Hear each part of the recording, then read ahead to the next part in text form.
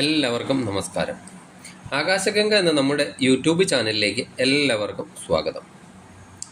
ഇന്നത്തെ വീഡിയോയിൽ വ്യാഴമാറ്റത്തിൻ്റെ ഫലങ്ങളുടെ സൂചനകളാണ് നമ്മൾ ചർച്ച ചെയ്യുന്നത്. വ്യാഴം മേടം രാശിയിൽ നിന്ന് ഇടവം രാശിയിലേക്ക് 2024 മെയ് 1 രാശി മാറുകയാണ്.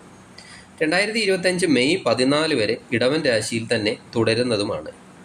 12 വർഷങ്ങൾക്ക് ശേഷമാണ് വ്യാഴം ഇടവം രാശിയിലേക്ക് വരുന്നത്. ഒരു വർഷക്കാലത്തോളം വ്യാഴം ഇടവം രാശിയിൽ തന്നെ നിൽക്കുന്നതുമാണ്.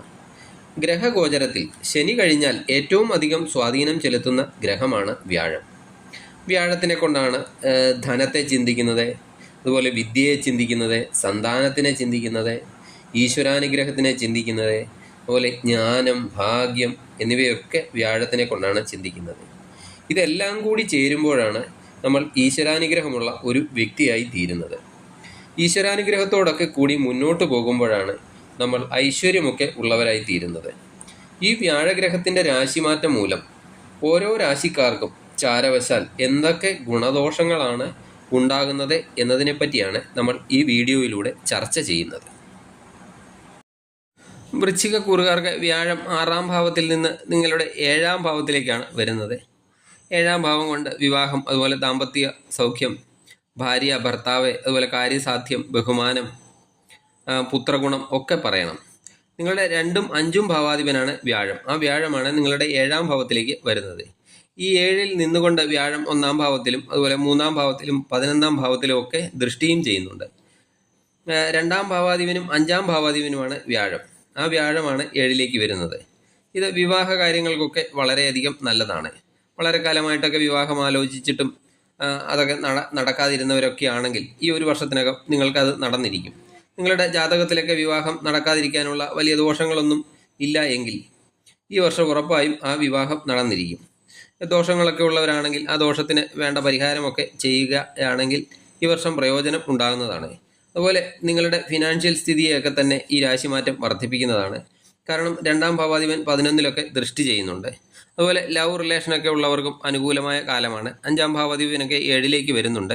കഴിഞ്ഞ വർഷം 6ലായിരുന്നു വ്യാഴം. അപ്പോൾ ഈ റിലേഷനിലൊക്കെ കുറച്ച് പ്രശ്നങ്ങളൊക്കെ ഉണ്ടായിരുന്നിരിക്കാം. അതുപോലെ തെറ്റിദ്ധാരണകളും പ്രശ്നങ്ങളും ഒക്കെ ഉണ്ടായിരിക്കാം. അതെല്ലാം മാറുന്നതാണ്.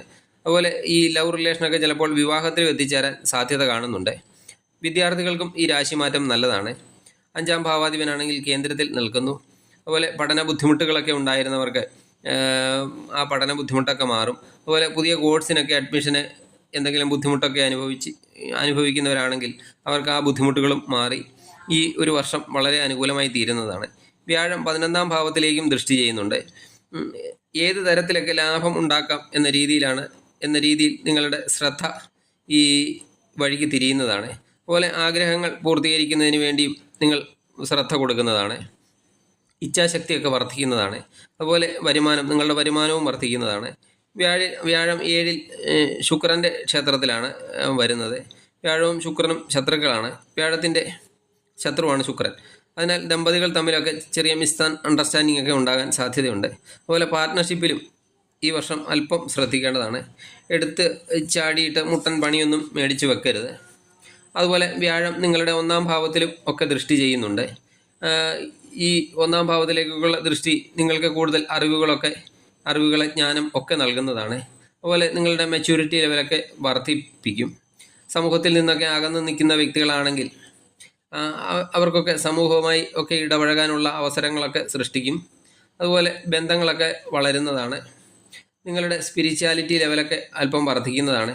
അതുപോലെ പുണ്യസ്ഥലങ്ങളൊക്കെ സന്ദർശിക്കാനും തീർത്ഥയാത്രകളൊക്കെ നടത്താനും ഒക്കെ ഈ ഒരു വർഷത്തിനകം നിങ്ങൾക്ക് സാധിക്കുന്നതാണ്. വ്യാഴത്തിൻ്റെ ദൃഷ്ടി 3ാം ഭാവത്തിലും വരുന്നുണ്ട്. ചെറിയ ചെറിയ യാത്രകളൊക്കെ നിങ്ങൾക്ക് ഈ വർഷം കൂടുതൽ ഉണ്ടാകുന്നതാണ്. അതുപോലെ ഓൺലൈൻ ജോലി ചെയ്യുന്നവർക്ക് ഈ രാശിമാറ്റം കൂടുതൽ ഗുണകരമായി തീരുന്നതാണ്. അതുപോലെ ഫീൽഡ് വർക്ക് ചെയ്യുന്നവർ, മാർക്കറ്റിംഗ് ഒക്കെ ചെയ്യുന്നവർക്കൊക്കെ ഇത് വളരെയധികം നല്ലതാണ്. അതുപോലെ സോഷ്യൽ വർക്കുകളിലൊക്കെ നിങ്ങൾ കൂടുതൽ ഇൻവോൾവായി നിൽക്കുന്നതാണ്. വ്യാഴം ഈ രാശിമാറ്റം മൂലം വ്യാഴം നിങ്ങളെ ഒരിക്കലും വെറുതെ ഇരിക്കാൻ സമ്മതിക്കുകയില്ല. എന്തിനുള്ള കഴിവുകളൊക്കെ നൽകുന്നതും കഴിവുകളൊക്കെ നൽകുന്നു. അതുപോലെ നമ്മുടെ ഉള്ളിലുള്ള കഴിവുകളെ ഒക്കെ വികസിപ്പിക്കാനും ഈ രാശിമാറ്റം കൊണ്ട് സാധിക്കുന്നതാണ്. കഴിഞ്ഞ വർഷമൊക്കെ നിങ്ങൾക്ക് വളരെയധികം ചിലവുകളൊക്കെ ഉണ്ടായിരുന്നതെല്ലാം ഈ വർഷം നിയന്ത്രണത്തിലൊക്കെ വരുന്നതാണ്. അതുപോലെ ഈ വർഷം കൂടുതൽ ലാഭവും നിങ്ങൾക്ക് ഉണ്ടാക്കി തരുന്നതാണ്. ഈ വ്യാഴത്തിൻ്റെ ഈ ഫലം ഗോചരവശാലുള്ള ഫലമാണ്. നിങ്ങളുടെ ജാതകത്തിൽ വ്യാഴം അനുകൂലമാണോ പ്രതികൂലമാണോ, അതുപോലെ ഇപ്പോൾ നടക്കുന്ന നിങ്ങളുടെ ദശാപഹാരം നല്ലതാണോ മോശമാണോ എന്നൊന്നും എനിക്ക് കൃത്യമായി അറിയില്ല. ഇത് ചാരവശാലുള്ള പൊതുഫലമാണ്. ഈ പറഞ്ഞ കാര്യങ്ങളൊക്കെയാണ് വൃശ്ചികക്കൂറുകാരുടെ വ്യാഴമാറ്റം കൊണ്ടുള്ള പൊതുഫലങ്ങൾ. ഇനി വ്യാഴത്തിനെ കൊണ്ട് കൂടുതൽ ഗുണങ്ങൾ കിട്ടാൻ വേണ്ടി വ്യാഴപ്രീതിക്കായിട്ട് വ്യാഴാഴ്ചകളിൽ മഹാവിഷ്ണു ക്ഷേത്ര ദർശനം നടത്തി പ്രാർത്ഥിക്കുക. അതുപോലെ ദിവസവും വിഷ്ണു സഹസ്രനാമം ജപിക്കുക, അല്ലെങ്കിൽ വിഷ്ണു സഹസ്രനാമം പാരായണമൊക്കെ ചെയ്യുന്നത് ശ്രദ്ധയോടെ കേൾക്കുകയൊക്കെ ചെയ്യുന്നത് വളരെയധികം ഗുണപ്രദമാണ്. വീഡിയോ ഇഷ്ടപ്പെട്ടാൽ ലൈക്ക് ചെയ്യുക, മറ്റുള്ളവർക്ക് ഷെയർ ചെയ്യുക. നന്ദി, നമസ്കാരം.